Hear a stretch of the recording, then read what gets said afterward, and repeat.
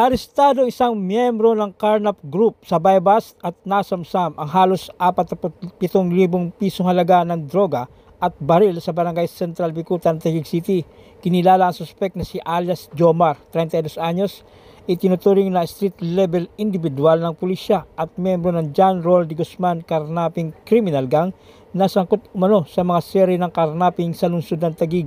Sa ulat ni Police Captain Darwin Salvador, hepe ng Taguig City Police Station Intelligence Section, ganap na alas 4:30 ng madaling araw ng isagawa ng mga operatiba ng Intel, Station Drug Enforcement Unit at SPD IT-RIU NCR ang bypass operation sa Edoria Street, Barangay Central Bicutan na ikinaaresto ng suspect at na-recover ang tinatayang 6.9 grams ng hinihinalang shabu, bypass money, isang unit ng caliber 38 revolver na kargado ng 3 bala at isang cellular phone. Maharap ang suspect sa kasong paglabag sa Sections 5 at 11 ng RA 9165 o Comprehensive Dangerous Drugs Act of 2002 at RA 10591 o Illegal Possession of Firearms and Ammunition Regulation Act. Jomar Dumadaag, ako si Patrol Magkasem ng Taguig City Police Station. Ikaw ay inuuli namin sa salang 9165 at sa kasong RA 10591. Ikaw ay may karapatang manahimik. Lahat ng yung sasabihin ay pwedeng gamitin sa'yo laban o pabor sa'yo sa korte. May karapatang ka kumuha ng sarili mong abogado.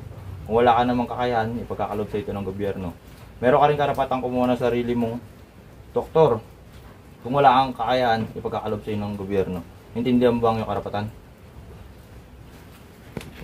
Arestado isang estudyante matapos makuha sa kanyang pag-iingat ang iligal na droga sa barangay Bagong Bayan, Taguig City. Nagpapatrolya ang mga tauhan ng Taguig City Police Substation 12 nang mapansin ang kahinahinalang kilos at makuhanan ng isang glass tube pipe na may lamang hinihinalang marijuana at isang plastic sachet ng pinatuyong daon ng marijuana ang estudyanteng si alias Alan, 18 anyos, residente sa nasabing barangay. Lumabas sa investigasyon na kasama siya sa drugs watch list ng pulisya. Naharap sa kasong paglabag sa Comprehensive Dangerous Drugs Act ang suspect. Ikaw ay naaresto sa salang pagkaal na droga. Ikaw ay may karapatang manahimik o magsalo. Walang kibo. Ano man iyong sasabihin ay maaring gamitin pabor o laban sa iyo sa anumang hukuman. Ikaw ay mayroong din karapatang kumuha ng tagapagtanggol na iyong pinili at kung wala kang kakayanan, ito ay ipagkakalob sa iyo ng pamahalaan. Unawaan mo ba ang iyong karapatan? Arestado ang 4 na suspek sa isinagawang bypass operation ng Pateros Municipal Police Station sa Barangay Santa Ana, Pateros.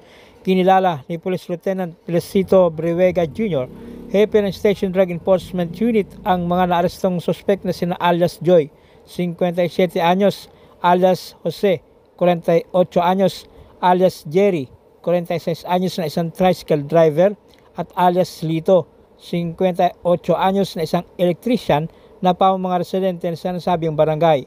Nagkasa ng anti-illegal drugs bypass operation ng SDEU na nagresulta sa pagka-aresto ng mga suspek sa ganap na alas 11:05 ng gabi sa Masagana Street, Barangay Santa Ana, matapos magbenta ng hinihinalang illegal na droga sa pusher buyer kapalit ang bypass money. Nakumpiska sa mga naaresto ang 6 na pirasong plastic sachet ng hinihinalang illegal na droga na may ibang na 2 gramo na nagkakalaga ng 13,600 pesos at bypass money. Naharap ang mga suspects sa reklamong kriminal sa paglabag sa RA 9165 o Comprehensive Dangerous Drugs Act of 2002. Lapag ko dito sa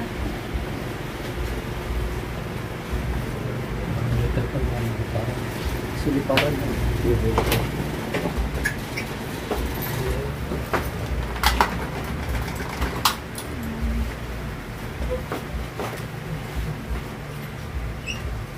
Sir, ito yung bypass namin.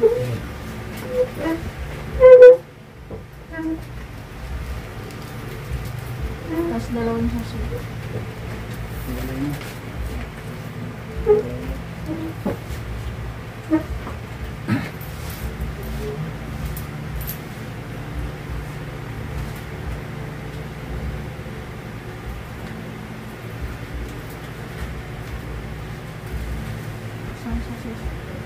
Yeah. Numbers. sir. Siliparan niya.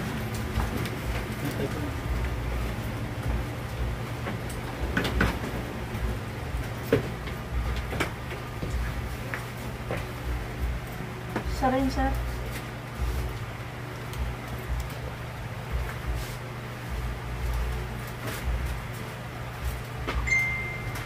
Isa rin po.